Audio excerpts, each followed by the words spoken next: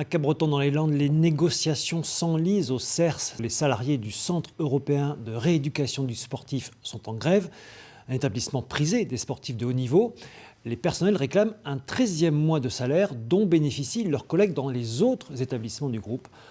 Oui, Norbert, je t'appelle comme convenu du coup de la grève qui se passe à Cap-Breton depuis 22 jours et on entame donc le 23e jour demain. Je t'appelle puisque Loïc Lenoc, secrétaire national, est toujours en discussion avec la direction nationale. Donc c'est des salariés qui aujourd'hui sont dans un état d'esprit de vouloir travailler avec dignité et je pense que c'est ce que fait la fédération.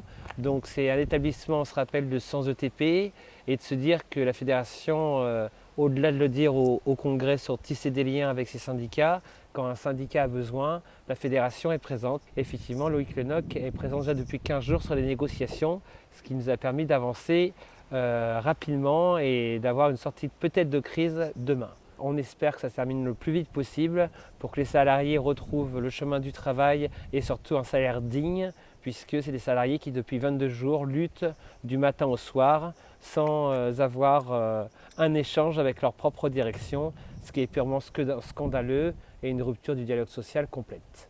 Ce qu'on demande, c'est juste 150 € bruts par mois.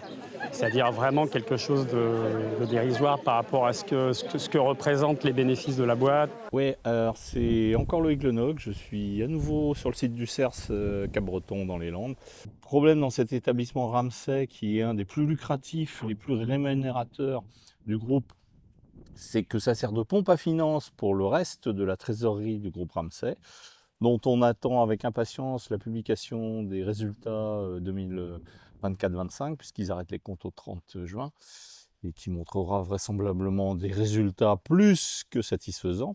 Donc on a une équipe qui est hyper motivée, hyper solidaire, et on est très fiers de leur pugnacité, de leur combativité.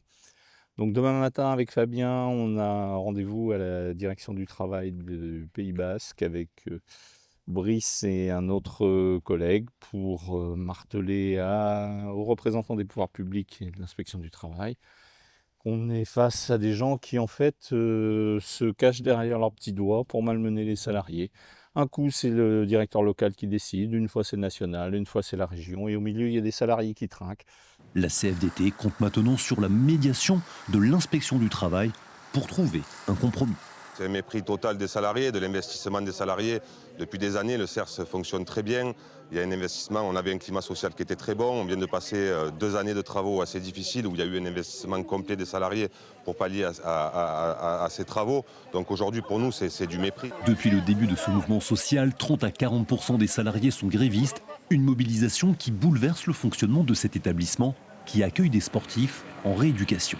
Et salut les blessés motivés, je vous raconte ma première journée au CERS de Cap-Breton pour ma rééducation des ligaments croisés. Alors déjà on est répartis sur plusieurs plateaux sportifs et on est aussi regroupés en fonction de nos pathologies. Moi sur mon plateau il y a énormément de ligaments croisés. Alors de manière très inédite, le CERS est en grève et en raison de la grève il y a de fortes chances que le CERS ferme dans quelques jours, je suis dégoûtée. Et du coup là les prestations sont très amoindries. C'est très loin de tourner à plein régime avec la totalité des encadrants, donc je prends mon mal en patience et j'attends la décision du directeur du CERS qui va nous dire si on rentre chez nous ce week-end ou pas. Et si c'est le cas, je suis deg parce que je suis restée que 4-5 jours, comme beaucoup de gens ici. Et on espère que ça se termine le plus vite possible pour que les salariés retrouvent le chemin du travail et surtout un salaire digne,